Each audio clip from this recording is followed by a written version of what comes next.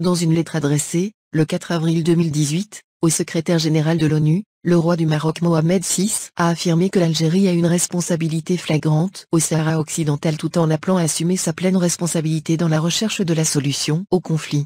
À peine quelques jours après l'annonce du soutien de l'Algérie à son voisin dans sa quête d'obtenir l'organisation de la Coupe du monde de football en 2026, lequel soutien fut concrétisé par la désignation de Lakhdar Belhoumi comme ambassadeur de la candidature marocaine, Mohamed VI ressort ses vieilles accusations, accompagnées cette fois de menaces, certes vagues, mais des menaces tout de même.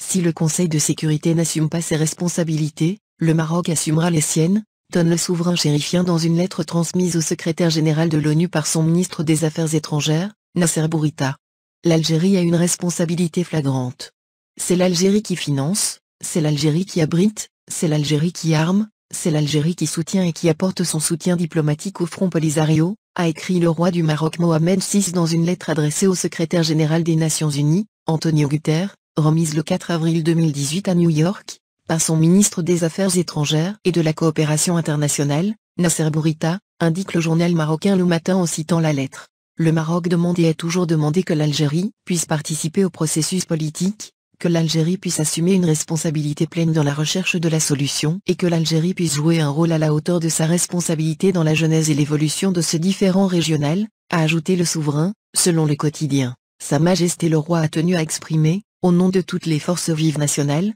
toutes sensibilités confondues, le rejet ferme et déterminé du Maroc de ses provocations et de ses incursions inacceptables, a souligné M. Bourita, lors d'une conférence de presse donnée le même jour. En avertissant des conséquences graves que pourrait engendrer l'enlisement de la situation sécuritaire dans les régions, Nasser Bourita a déclaré que, si le Conseil de sécurité n'assume pas ses responsabilités, le Maroc assumera les siennes, avant d'ajouter que le Maroc en tirera toutes les conséquences. Les accusations et les attaques contre l'Algérie sont aussi vieilles que le conflit, mais que le roi emprunte à ses subalternes et à des médias de son pays leur rhétorique belliqueuse et provocatrice, c'est sans doute là un fait nouveau qui appelle bien des questions.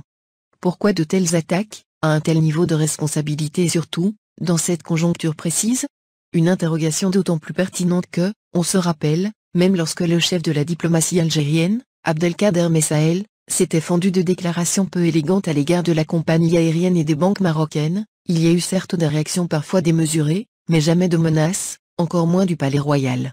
Pour rappel, le 1er avril 2018, le représentant permanent du Maroc à l'ONU, Omar Hilal, a alerté le Conseil de sécurité sur des incursions faites par des combattants du Front Polisario dans la ville de Mab, dans le nord-est du Sahara occidental, en violation d'un accord militaire sur une zone tampon surveillée par les Nations Unies.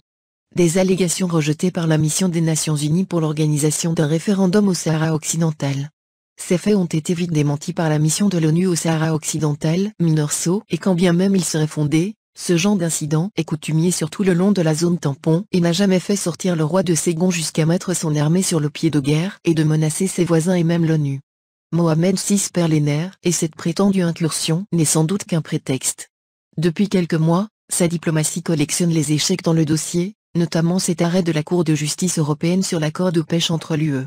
Et les braises du Irak du Rif ne sont pas totalement éteintes qu'un autre brasier, encore plus difficile à contenir, a pris Ajrada. Faire diversion en désignant un ennemi commun, c'est aussi une manière efficace de faire taire les plus radicales des contestations, ou du moins les différer. Autre sujet sensible que le roi du Maroc cherche probablement à faire oublier par son ton belliqueux, ces problèmes affectifs auxquels ces sujets se sont mis à s'intéresser depuis cette fameuse photo prise sur son lit d'hôpital à Paris et sur laquelle manquait inexplicablement son épouse. Il est vrai qu'un divorce royal, ce n'est pas un événement auquel les Marocains se sont habitués. Face à ces déclarations, aucune réaction n'a pour le moment été enregistrée de la part des autorités algériennes qui soutiennent le règlement du conflit au Sahara occidental dans le cadre de résolutions de l'ONU, et ce en appuyant le droit à l'autodétermination du peuple sahraoui.